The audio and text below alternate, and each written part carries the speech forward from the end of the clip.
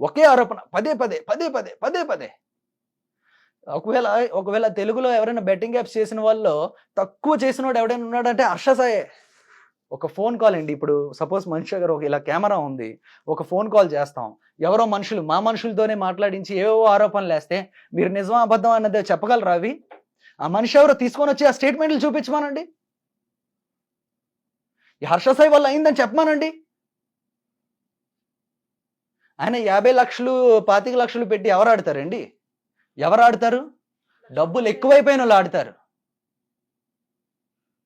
సామాన్యులైతే ఆడరండి.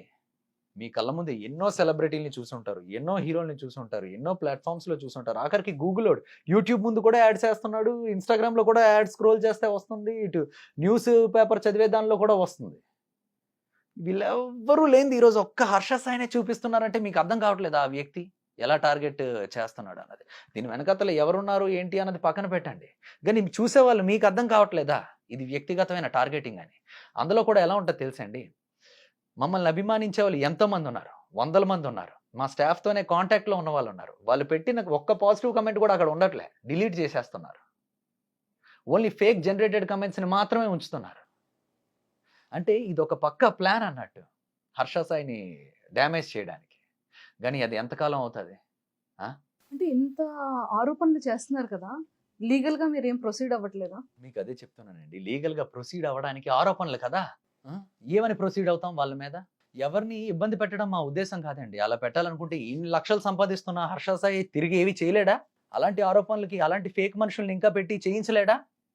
తిరిగి అటాక్ చేయించలేడా? గానీ ఒకటే నమ్ముతానండి. నిజం, న్యాయం ఎప్పుడూ గెలుస్తది.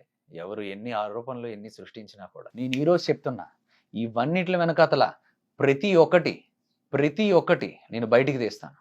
వాళ్ళు ఎవరు అన్నది ఖచ్చితంగా బయటికి తీసే తీరుతాను. అండ్ ఆ రోజు మనం మళ్ళీ కలిసి ఇంటర్వ్యూ చేసుకుందాం. మీరు బాగా కోట్లు సంపాదించి, పెద్ద పెద్ద కార్స్ కానివ్వచ్చు, అండ్ అలానే పెద్ద పెద్ద బంగళాలు కూడా కట్టారని చెప్పి చాలామంది ప్రూఫ్‌లు కూడా చూపెడుతున్నారు. అదేనండి. ఇన్‌స్టాగ్రామ్‌లో ఎవరో అభిమానులు ఇది, అది అన్నట్టు పెడతారు. నేను చాలా సాధారణమైన జీవితం గడుపుతాను. వాళ్ళలా పెట్టారు కదా! ఈ సందర్భంలో దీన్ని కూడా ఉపయోగించుకొని హర్ష సాయి మీద దాడి చేయాలి అనుకుంటే, మరి దానికేం మనం చేస్తాం? అండ్ మాకు తెలిసిన సమాచారం ప్రకారం రాబోయే రోజుల్లో కొంతమంది అమ్మాయిల్ని కూడా నాతో జత కలిపి, అటు అమ్మాయిల్ని కూడా మానసికంగా దెబ్బ కొట్టాలని చూస్తున్నారు. ఇన్‌ఫ్లుయెన్సర్ అమ్మాయిలతో కూడా కొన్ని రిలేషన్స్, సీక్రెట్ రిలేషన్స్ ఉన్నాయంటున్నారు. అదేనండి చెప్పడానికి ఏమైనా ఉంటాయండి. ఆ! బయట నేమ్‌ని ఇది చేయడానికి చెప్తున్నాను గదా! వెరీ హాట్ హెవీ అయ్యే సిట్యుయేషన్ నా వెనకాతల జరుగుతున్న ఇంత కుట్ర కేవలం మీకు తెలీదండి. మీకు తెలీదా? మీకు తెలీదా? ఎవరైనా చూస్తే అర్థం అవుద్దండి. హర్ష సాయి చేసిన దానివల్ల ఈ రోజు దాకా అందరూ లాభమే పొందారు గానీ నష్టం అయితే ఇది అవ్వలేదండి. ఈ మధ్య దిశ దివ్యాంగ సురక్ష అన్న దానికి ఒక మంచి కార్యక్రమాన్ని ముందుకు నడిపించడానికి ఒక బ్రాండ్ అంబాసిడర్‌గా నన్ను నియమించారండి. ఎంతోమంది వాళ్ళకి ఈ సమాచారాన్ని చేర్చడానికి మేము ఇది చేయడానికి ప్రయత్నించాం. అక్కడి నుంచే దీన్ని మొదలుపెట్టడం స్టార్ట్ చేశారు. ఒకవేళ నేను అది చేయడమే ఇబ్బంది అనుకుంటే చేయను కదండీ! ఆ మంచి కార్యక్రమాన్ని ఎందుకండి ఇబ్బంది పెట్టడం? వెళ్ళే మంచి కార్యక్రమం మీద ఎందుకండి చెడ్డ పేరు ఇది చేయడం? దివ్యాంగులది ఎందుకు డిస్టర్బ్ చేయడం? వాళ్ళ కోసం జరుగుతున్నది. హర్ష సాయి ఉన్నాడనా? ఇప్పుడు ఈ వీడియో రిలీజ్ అయిన తర్వాత ఎవరైనా పర్సన్స్ మళ్ళీ దీని గురించి కూడా మాట్లాడితే మళ్ళీ మీరేమైనా రెస్పాండ్ అయ్యే ఛాన్సెస్ ఉంటుందా? నేనైతే ఇంక రెస్పాండ్ అవ్వాలనుకోవట్లే. నా పని నేను చేసుకొనెళ్తానింక. అండ్ ఇలాంటి ఆరోపణలు ఎన్నొచ్చినా, ఏం చేసినా అది జనాలకే వదిలేస్తున్నా. అది ఎంతవరకు నిజమో, అబద్ధమో అని తెలుసుకోవడం కోసం. హర్ష సాయి గారు thank you so much. All the very best. నా మీద అభిమానం చూపించిన మీ అందరికీ కూడా చాలా థాంక్స్. ఇవన్నీ ఫేక్ ఎలిగేషన్స్ అని మీ అందరికీ అర్థమవుతున్నాయని నాకు తెలిసింది.